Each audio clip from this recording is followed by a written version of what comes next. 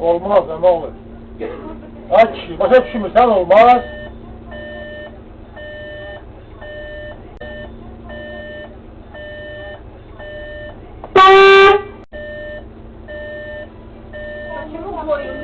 Сейчас будет стоять человек, опаздывает в университете.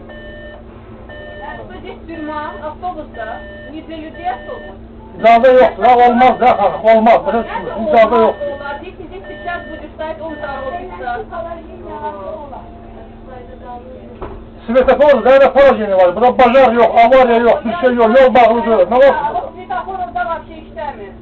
Sветофор. Böyle interes adamlar var ya Allah'a. Kayda kanun ile kayda kanunla geçseler ne var?